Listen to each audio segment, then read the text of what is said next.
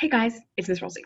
So I want to talk to you about, I want to give you kind of a summary of what goes down in the first act of the play. Well, Act 1, scenes 1 through 4, which is kind of what we're going to have a comprehension check on today.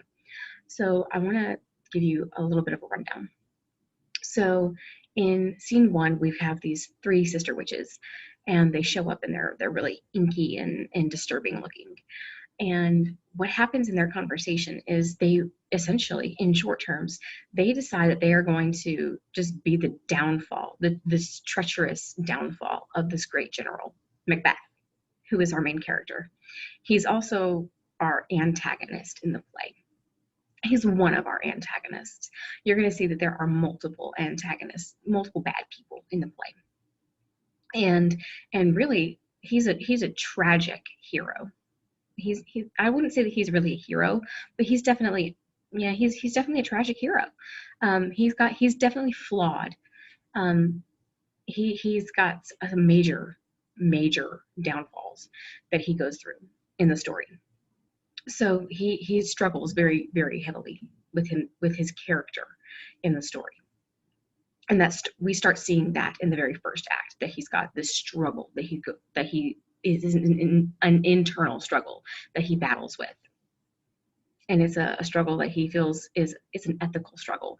Should I do this? And you're going to see that it's really deep.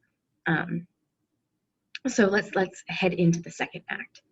Okay, the second act, we learn that Macbeth is a great general. He's very good at his job, and his job as a soldier is to kill. So he's killed this rebel traitor, Macdonald, who was the Thane of Cawdor. And in doing so, he's going to take his title. He and his friend Banquo, they fought valiantly on the war front, on the battlefield. And eventually, Macbeth is going to take that title from Macdonald, the Thane of Cawdor.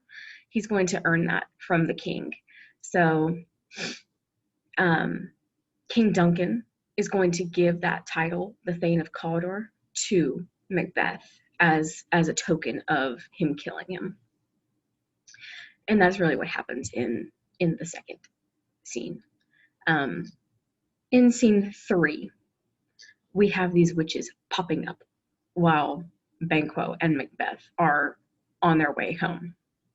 And these three witches, they greet Macbeth in a very odd sort of way. They call him the Thane of Glamis, the Thane of Cawdor, and the King hereafter. They greet him in a very puzzling sort of sense, and he doesn't really know what to think about it, because he's already the Thane of Glamis. But what of the Thane of Cawdor and the King hereafter? So he doesn't really know what to think of that. And I'm sorry about my lights, guys. You know what they do. So we don't really know what he thinks of that. We know what it is because we were introduced to it in the first scene, but he is unsure of it. And they tell Banquo that he will never be king, but his sons will be king after him.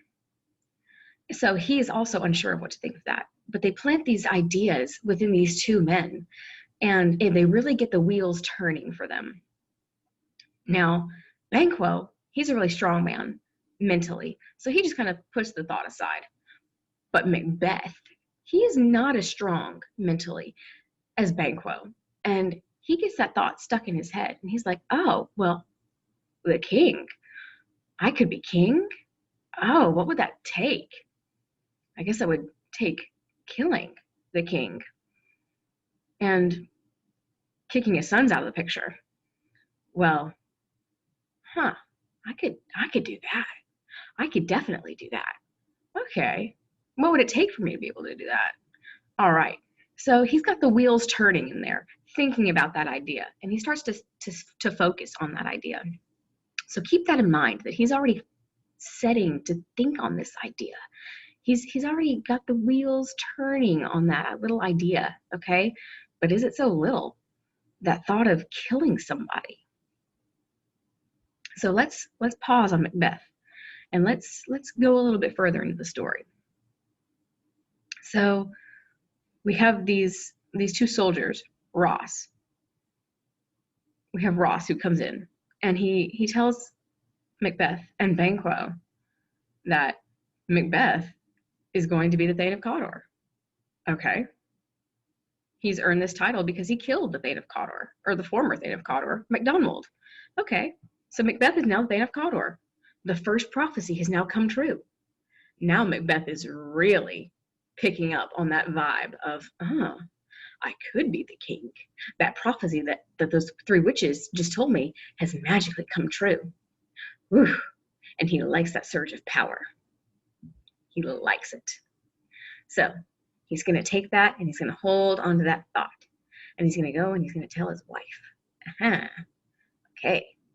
So scene 4. He's written to Lady Macbeth, and she's now got this idea in her head that, my husband could be king. But she thinks that her husband is too weak. So she feels like she needs to help him because she is super strong and she is rugged and she is brutal and she is grotesque inside and in here. So she has no problem with this whole killing idea. She's like, I'm all for it. Yeah, whatever it takes, we're going to be that family. We are going to go for it and we're going to kill whatever it takes. So she's devised a plan to get the king out of the picture. She's going to kill him. Well, she's going to talk her husband into killing him. And that's what she's going to do. She's going to persuade him, Macbeth, to kill the king so that she doesn't have to get her hands dirty. So, where do you guys see this going? Ask yourselves that. Now, go take your comprehension checks. Be sure to look at the vocabulary for soliloquy, mood. Let's see. Soliloquy, mood, aside, and dramatic irony. You're going to need to know those 4 words. And if you need to watch this video over again, go for it. Because those talking points are all going to be checked in your comprehension check. Have at it today. Do good things and happy homecoming. Woo-hoo. Banana.